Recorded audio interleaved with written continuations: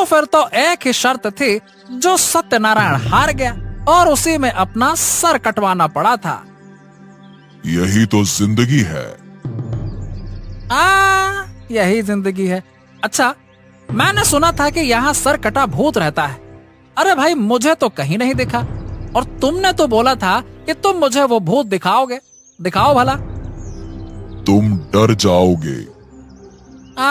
मैं डर जाऊंगा? अरे मैं किसी चीज से नहीं डरता वरता।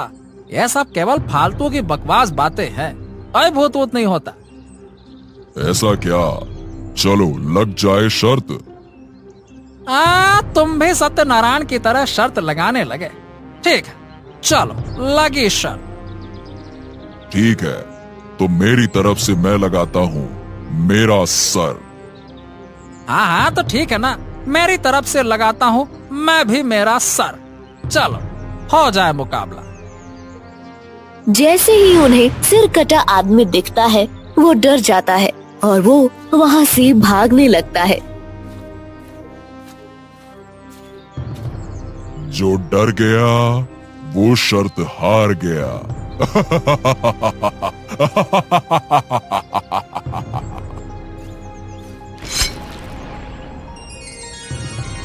बहुत समय पहले की बात है। एक विशाल और समृद्ध राज्य था जिसका नाम सत्यगढ़ था। वहाँ के राजा वीरेंद्र एक न्यायप्रिय और प्रजापालक शासक थे। उसी राज्य में एक व्यक्ति आता है। क्यों भैया, क्या तुम मेरे साथ एक शर्त लगाना चाहोगे? बोलो बोलो बोलो बोलो। शर्त? कैसी शर्त?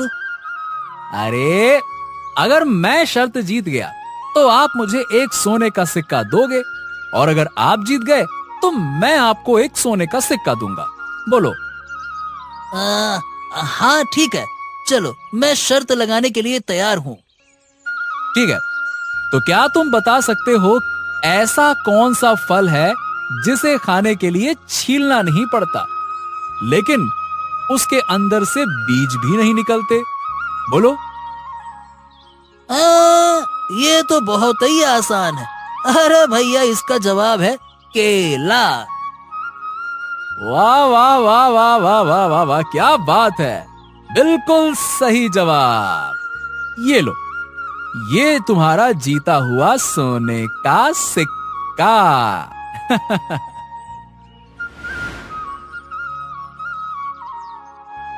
ए भैया सत्यनारायण, तुमने तो बहुत अच्छा सवाल पूछा, लेकिन क्या तुम मेरे साथ भी शर्त लगाओगे? बोलो। हाँ हाँ हाँ, क्यों नहीं। तुम्हारे पास कौन सी शर्त है? बोलो। मेरी शर्त और भी कठिन है। सुनो, ऐसी कौन सी चीज है जिसे तुम जितनी देर ज्यादा उठाओ वो उतनी ही हल्की होती जाती है? बोलो। हाँ, ये थोड़ा मुश्किल है। शायद इसका जवाब धुआं है, क्योंकि जब तुम धुआं उठाते हो तो वो धीरे धीरे हल्का होता जाता है और फिर उड़ जाता है। हाँ, तुम्हारा जवाब बिल्कुल सही है। तुम शर्त जीत गए। ये लो शर्त का जीता हुआ सिक्का। फिर सत्यनारायण वहाँ से चले जाते हैं। राजकुमारी अपने कक्ष में बैठी है।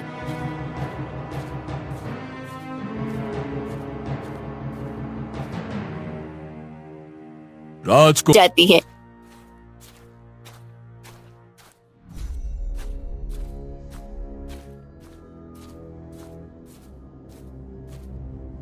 राजकुमारी, वाह वाह, क्या बात, आज बड़ी प्रसन्न लग रही हो। तुम्हारे चेहरे पर यह चमक देखकर लगता है कि तुम्हारे मन में कोई विशेष विचार या योजना है। बताओ, क्या बात है? पिताजी, मैंने सुना है कि सत्यनारायण नाम का व्यक्ति शर्त लगाने में माहिर है और उसकी शर्तों में कुछ ऐसा खास होता है कि वो कभी किसी से नहीं हारता। वो अपनी चतुराई और रणनीतियों से हर बार जीतता है, चाहे वो किसी भी प्रकार की शर्त हो। मुझे उससे शर्त लगानी है ताकि मैं जान सकूं कि वो वास्तव में इतना अजेय है या नहीं। सत्यनारायण, उसका नाम मैंने भी सुना है, लेकिन बेटी वो साधारण व्यक्ति नहीं है। उसकी चालाकी का मुकाबला करना इतना आसान नहीं है।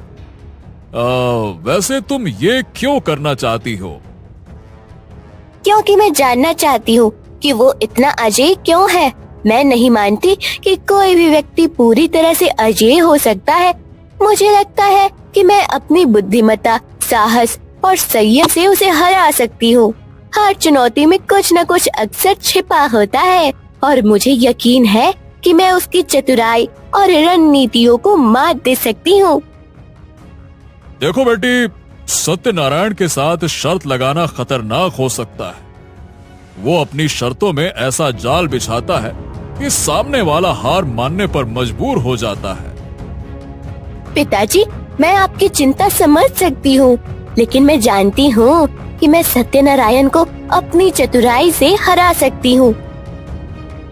अब ठीक है, जैसी तुम्हारी इच्छा। मैं कल ही सत्यनारायण को महल में बुलवाता हूँ।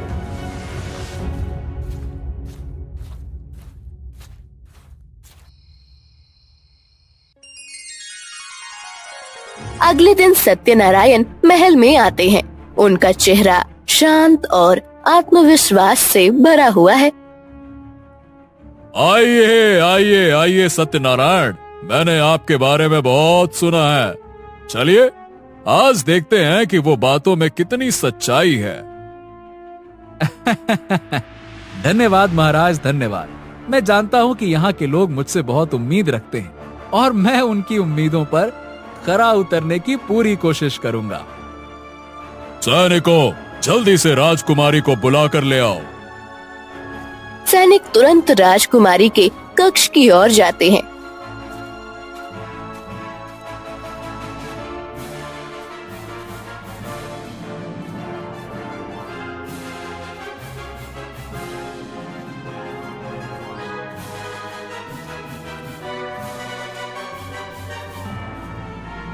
और कुछ ही क्षणों में राजकुमारी को बुला कर लाते हैं।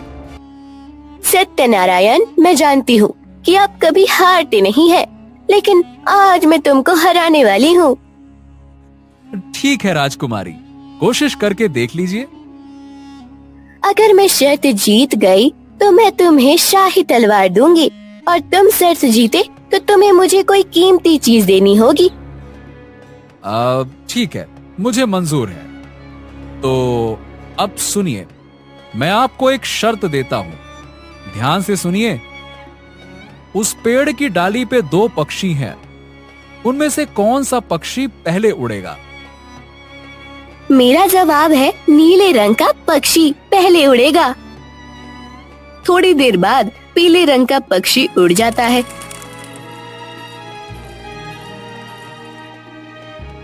देखा राजकुमारी, मुझे हराना इतना भी आसान नहीं है। फिर राजकुमारी अपनी शाही तलवार सत्यनारायण को दे देती है। सत्यनारायण, मैं आखिरी शर्त तुमसे लगाना चाहती हूँ। अगर तुम वो शर्त जीत गए तो मैं तुम्हें अपना सर दूंगी, लेकिन अगर मैं वो शर्त में जीत गई तो तुम्हें अपना सर मुझे देना होगा। बेटी, ये तुम क्या बोल रही हो? हमें पता ही है कि सत्यनारायण कभी शर्त नहीं हारता। तुम अपना जीवन क्यों जोखिम में डाल रही हो? एक बार और सोच लो राजकुमारी जी, कहीं ये शर्त आपकी आखिरी शर्त ना बन जाए। आपको पता ही है कि मैं शर्त कभी नहीं हारता। सत्यनारायण, मैंने हर पहलू पर विचार कर लिया है। ये शर्त हमारी बुद्धिमत्ता और साहस की परीक्षा होगी। मैं तैयार हूँ, तो क्या तुम भी तैयार हो? ठीक है राजकुमारी, मैं आपकी शर्त स्वीकार करता हूं, लेकिन ध्यान रहे, ये खेल अब साधारण नहीं रहेगा। बताइए, आपकी शर्त क्या है? तुम्हें अपनी परछाई एक दिन के लिए अपने से दूर करनी है। अगर तुमने ये कर लिया तो तुम ये शर्त जीत जाओगे। मैंने अब तक वैसे कई चुनौतियों का सामना किया है, और इस बार की चुनौती सबसे कठिन लग रही है, लेकिन परछाई को अलग करना असंभव है। अगर मैंने वो कर दिया तो? अच्छा, अगर आपने कर दिखाया तो आप ये शर्त जीत जाएंगी, लेकिन अगर आप नहीं कर पाई तो शर्त के मुताबिक आपको अपना सर देना होगा। अब मैं भी देखता हूं कि आप ये कैसे करती हैं।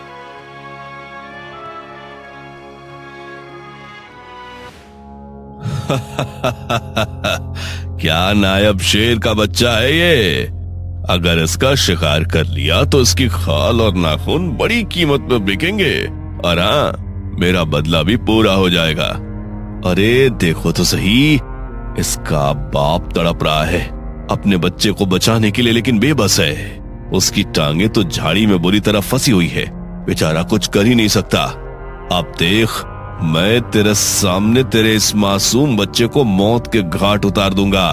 ये नजारा तो जिंदगी भर नहीं भूल पाएगा। तभी महाराज वहाँ आ जाते हैं और देखते हैं। अरे बाप रे बाप, ये शिकारी तो सच में उस शेर के मासूम बच्चे को ही मार डालेगा। और वो बेचारा शेर, वो तो अपनी ही आंखों के सामने सब कुछ होते हुए देख रहा है, लेकिन कुछ कर नहीं पा रहा है। नहीं, ऐसा नहीं होने दे सकते। हमें हर हाल में इस शिकारी को रोकना होगा। किसी भी कीमत पर उस शेर के बच्चे को बचाना ही होगा। तभी शिकारी भाला फेंकता है और महाराज भी भाला फेंकते हैं और महाराज शेर के बच्चे को बचा लेते हैं और उसके पिता के पास ले जाते हैं। तब तक सैनिक शिकारी को पकड़ लेता है। महाराज, आपका बहुत बहुत धन्यवाद। आपने मुझ पर बहुत बड़ा एहसान किया है। यह एहसान मैं कभी नहीं भूलूंगा। आपने मेरे बच्चे की जान बचाई है, वो भी इस दुष्ट शिकारी से। हमारे जंगल में घुसकर ये शेरों को मारता रहा है। अगर आज आप ना होते तो मेरा बच्चा बिल्कुल भी नहीं बच पाता। सुनो शेर, हम इस समूचे राज्य के महाराज हैं। गांव वालों की रक्षा हमारी जिम्मेदारी है, पर केवल इंसानों की नहीं, इस जंगल के हर जीव, हर प्राणी की सुरक्षा भी हमारा कर्तव्य है। अगर कोई शिकारी इस पावन धरती पर आकर तुम्हारी प्रजाति को क्षति पहुंचाएगा तो हम उसे हर हाल में रोकेंगे। हम उसे बंदी बनाएंगे और उसके अपराध के लिए उचित दंड भी देंगे। तुम निश्चिंत रहो। जब तक हम हैं, तब तक कोई शिकारी तुम्हारे बच्चे की ओर देख भी नहीं सकता और ना ही तुम्हारी जाति पर कोई संकट आ सकेगा। महाराज, आप एक सच्चे राजा हैं। आपने मेरे बच्चे की जान बचाई है, उसे नई जिंदगी दी है।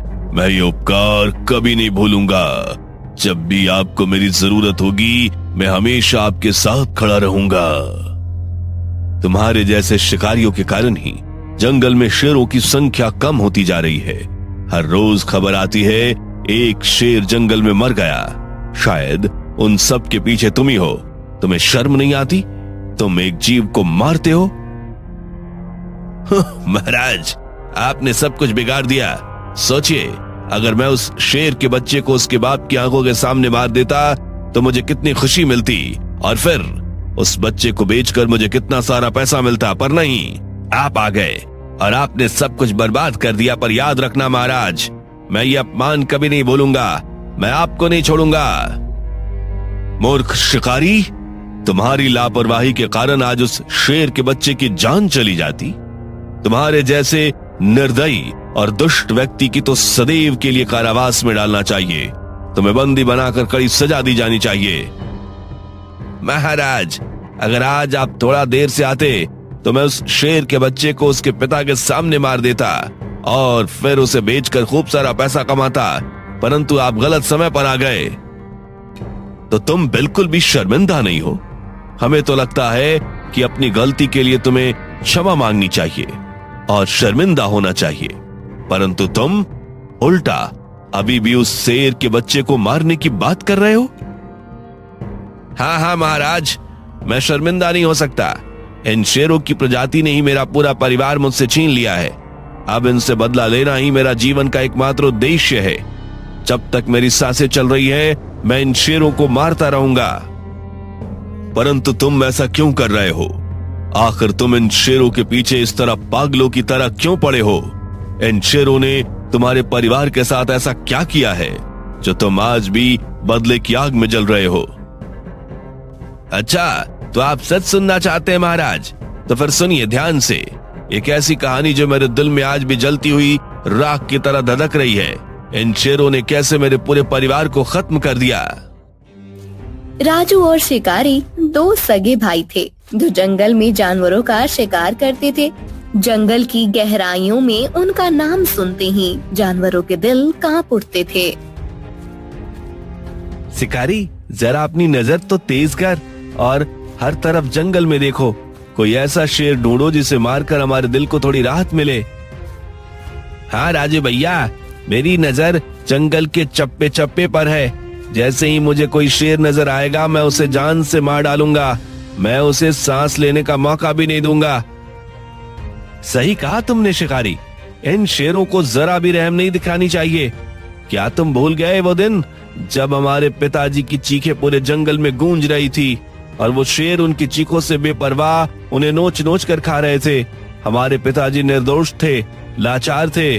उनकी मौत का जिम्मेदार कोई और नहीं, फिर ये सिर्फ शेर हैं। हाँ राजू भैया, आप बिल्कुल ठीक कह रहे हो। मैं अपने पिताजी का दुख जानता हूँ।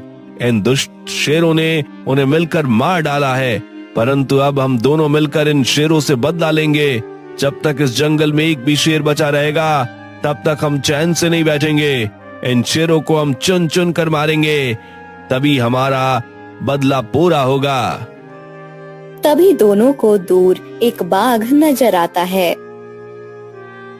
शिकारी, वो देखो, हमें हमारा शिकार मिल गया। चलो हम उसे मिलकर मार डालते हैं। परंतु भैया, वो शेर नहीं है, वो तो एक बाघ है। उसे मारकर हमें क्या मिलेगा? हमें तो अपने पिताजी का बदला लेना है।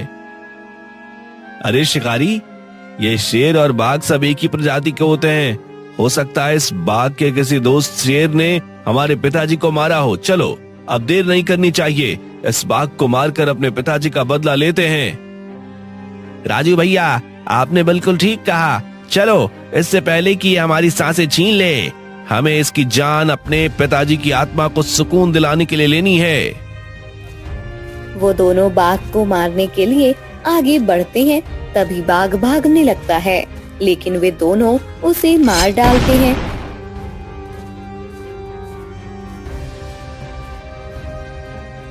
शिकारी देखो, हमने इस बाघ को मार डाला। इसे मरा हुआ देखकर बहुत सुकून मिल रहा है। ऐसा लगता है मेरे पिताजी की आत्मा को अब मुक्ति मिल जाएगी। हाँ राजू भैया, मेरा निशाना तो हमेशा से अचूक रहा है। देखिए ना, एक ही बार में इस बाघ को खत्म कर दिया। अब देर किस बात की? इसे उठाकर शहर ले चलते हैं और यहाँ इसके बदले हमें अच्छी खासी रकम मिलेगी। तुम बिल्कुल ठीक कह रहे हो। ऐसे हमारे पिताजी का बदला भी पूरा होगा और हम मालामाल भी होते जाएंगे। दोनों बाघ को उठाकर शहर ले जाते हैं और बेच देते हैं। अब उन दोनों के पास बहुत सारा पैसा हो गया था। अरे ये क्या, इतने पैसे कहाँ से आ गए तुम लोग के पास? क्या आज भी तुम दोनों किसी शेर को मारकर उसे बेचकर पैसे कमा कर लाए हो? हाँ माँ जी, आप बिल्कुल ठीक कह रही हैं। हम दोनों ने मिलकर आज एक बाघ को मारा और उसे बेचकर इतने सारे पैसे कमाए। आखिर कब तक चलेगा ये सब? कब बंद करोगे ये बेमानी खूनी खेल? तुम्हारे पिताजी की मौत शेरों की वजह से नहीं हुई थी, बल्कि उनकी अपनी गलतियों की वजह से हुई थी। वो एक शिकारी थे, जंगल के नियम तोड़ते थे। तुम दोनों इन शेरों को मारना बंद करो। अगर तुम दोनों समय रहते नहीं रुके तो शायद अगली लाश तुम दोनों में से किसी एक की होगी। अरे माँ जी, ये आप कैसी बातें कर रही हैं? जब तक इस जंगल में एक भी शेर बचेगा हमारे पिताजी का बदला पूरा नहीं होगा। हम दोनों मिलकर इस जंगल के एक एक शेर को मार डालेंगे, तभी तो हमारे पिताजी की आत्मा को मुक्ति मिलेगी। हाँ माँ जी, शिकारी बिल्कुल ठीक कह रहा है। ऐसे ही हमारे पिताजी का बदला पूरा होगा और उन शेरों को बेचकर हम जो कमाते हैं उससे हमारा घर भी अच्छे से चलेगा। तुम्हें समझ नहीं आता, पर एक दिन समझ आ जाएगा जब शेरों की दहाड़ तुम्हारी सांसों से टकराएगी और तुम्हारा अंजाम भी वही होगा जो तुम्हारे पिता का हुआ था। हमें कुछ नहीं होगा माँ जी, आपकी दुआएं हमारे साथ हैं और जब तक ये सांसें चल रही है हम हार नहीं मानेंगे। इसी तरह कुछ दिन बाद शिकारी बीमार हो जाता है। बेटा, आज तू बहुत बीमार लग रहा है। तेरे चेहरे की रंगत बता रही है कि तू ठीक नहीं है। आज तू जंगल नहीं जाएगा, तू आराम करेगा, यही मेरे सामने रहेगा। जब तक मैं सांस ले रही हूँ तुझे कहीं नहीं जाने दूंगी। हाँ शिकारी, माँ जी बिल्कुल ठीक कह रही हैं। तुम्हारी तबीयत आज बहुत खराब है। आज तुम घर में आराम करो, मैं हूं ना, मैं अकेले जाकर ही शेरों को मारकर अपने पिताजी का बदला लूंगा और उन्हें बेचकर अच्छे पैसे भी कमाऊंगा। तुम आज घर पर ही आराम करो। नहीं भैया, आप अकेले क्यों जाएंगे? वो शेर आप पर हमला कर सकते हैं। मैं आपके साथ ही चलूंगा, मेरी तबीयत बिल्कुल ठीक है। शिकारी, मैंने कहा ना, तुम कहीं नहीं जाओगे, तुम घर पर ही आराम करो। मैं जंगल जा रहा हूँ, आज का सारा काम मैं अकेले ही करूँगा। राजा उस दिन अकेले ही जंगल चला गया, परंतु उस दिन राजू की किस्मत खराब थी। एक खूनी शेर ने राजू पर हमला कर दिया और उसे मार डाला और उसके कुछ दिनों बाद ही मेरी माँ भी मेरे भाई के गम में चल बसी और इसी तरह उन शेरों ने मिलकर मेरे पूरे परिवार को नष्ट कर दिया। तुम तो एक निर्दयी शिकारी हो। अपने पिता की मौत का बदला लेने के जुनून में तुमने कितने मासूमों की जान ले ली, ना जाने कितने शेरों को बेरहमी से मार डाला। बदले की आग ने तुम्हें अंधा कर दिया है, लेकिन अब बस, अब तुम्हारी आजादी खत्म हो चुकी है। अब तुम जिंदगी भर हमारे कारावास के बंदी रहोगे। मंत्री जी, हमारे कारावास में एक नया बंदी आया है जो बहुत ज्यादा खतरनाक है। ना जाने कितने शेरों को उसने अकेले ही मार डाला। आप उस बंदी को अच्छे से ख्याल रखिएगा, कहीं वो कारावास से भाग न जाए। ठीक है महाराज, आप चिंता न कीजिए, मैं उस बंदी को अच्छे से ख्याल रख के रखूंगा। वह कारावास से कहीं भी भाग नहीं पाएगा। आप चिंता मुक्त हो जाएं। मैं तो कब से ऐसे ही किसी खतरनाक आदमी की तलाश में था जो मेरे साथ मिलकर कुछ बड़ा करे, कुछ ऐसा जिससे महाराज की गद्दी मुझे मिल जाए। अब मैं इस पूरे राज्य का राजा बन जाऊंगा। अब जब ऐसा आदमी खुद हमारे कारावास में बंद है तो मुझे उससे जरूर मिलना चाहिए। सुना है तुम एक खतरनाक शिकारी हो। तुमने ना जाने अकेले ही कितने शेरों को मौत के घाट उतार दिया। तुम तो बहुत बहादुर हो। हाँ, ये सब कुछ मैंने अपने पिताजी का बदला लेने के लिए किया और मैं बदला लेने के लिए कोई भी हद पार कर सकता हूँ। जब तक मेरे पिताजी का बदला पूरा नहीं होगा, मैं ऐसे ही शेरों को मारता रहूंगा। अरे परंतु आज भी तो किसी शेर के बच्चे को मारने वाले थे, तो फिर तुमने उसे क्यों नहीं मारा? महाराज गलत समय पर जंगल में आ गए। महाराज ने अपनी मौत खुद ही बुला ली। इस बार शेर का बच्चा बच गया, लेकिन अगली बार कोई नहीं बचेगा। मैं एक एक शेर को खत्म कर दूंगा, फिर राजकुमार को उनके सामने मारूंगा और आखिर में महाराज को भी खत्म कर दूंगा। तब जाकर मेरा बदला पूरा होगा। अरे वाह, जैसा सुना था तुम तो बिल्कुल वैसे ही खतरनाक हो। अगर हम दोनों साथ मिल जाए तो हम मिलकर बहुत कुछ कर सकते हैं। क्या तुम क्या कहना चाहते हो? मैं तुम्हारी बात नहीं समझा। देखो, मैं भी महाराज को मारकर इस पूरे राज्य पर राज करना चाहता हूँ और तुम भी महाराज से अपना बदला लेना चाहते हो, तो क्यों ना हम दोनों मिल जाएं। मैं आज ही रात इस कारावास को खोल दूंगा, फिर तुम जाकर राजकुमार को उठा लेना, उनका अपहरण करके उन्हें जंगल में ले जाना, फिर सुबह कुछ भी करके मैं महाराज को जंगल ले आऊंगा, फिर तुम उन दोनों को मार डालना और ऐसे में हम दोनों का काम हो जाएगा। अरे वाह, ऐसी बात है तो फिर ठीक है, मैं तुम्हारे साथ हूँ। मुझे छोड़ दो, मैं सुबह तुम्हारा जंगल में इंतजार करूंगा और महाराज के आते ही उनके बच्चे और उन्हें जान से मार डालूंगा। ठीक है मंत्री जी, आप बहुत धन्यवाद आपका। मंत्री अब शिकारी को कारावास से आजाद कर देता है। शिकारी चुपचाप महल की ओर बढ़ता है और वो राजकुमार को उठाकर राजमहल से ले जाता है।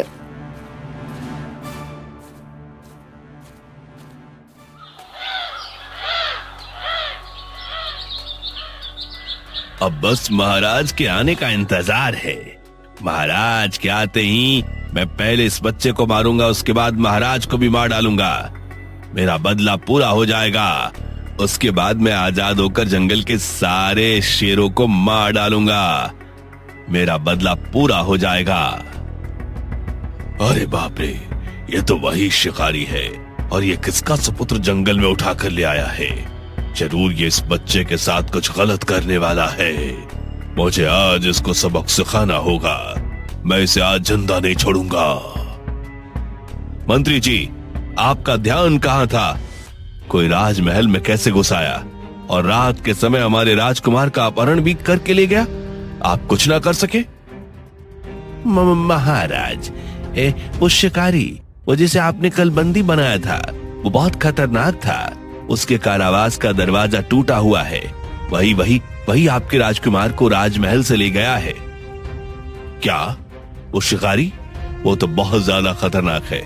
हमें अपने राजकुमार को कैसे भी करके ढूंढना होगा। जल्दी ढूंढना होगा। महाराज, मुझे लगता है वो शिकारी जरूर राजकुमार को जंगल लेकर गया होगा। हमें जंगल ही चलना चाहिए। हाँ मंत्री जी, आप बिल्कुल ठीक कह रहे हैं। वो शिकारी हमारे राजकुमार को लेकर जंगल ही गया होगा। हम पहले ही जंगल जाएंगे। इधर शेर जंगल में शिकारी पर हमला कर देता है और उसे मार देता है और उस बच्चे को अपने पास रखे रहता है। उसी समय महाराज वहाँ अपने मंत्री और सैनिकों के साथ आ जाते हैं। शेर, तुम्हारा बहुत बहुत धन्यवाद। तुमने हमारी और हमारे राजकुमार की जान बचाई। हमारा पूरा राज्य आपका आभारी है। महाराज, ये शिकारी और इसका भाई मिलकर ना जाने कितने साथियों को मार चुके हैं हमारे। ये बहुत खतरनाक है। इसका खत्म होना बहुत जरूरी था। ये हमारी पूरी प्रजाति के लिए एक श्राप बन गए थे। ये सब कुछ बदले की भावना की वजह से हुआ।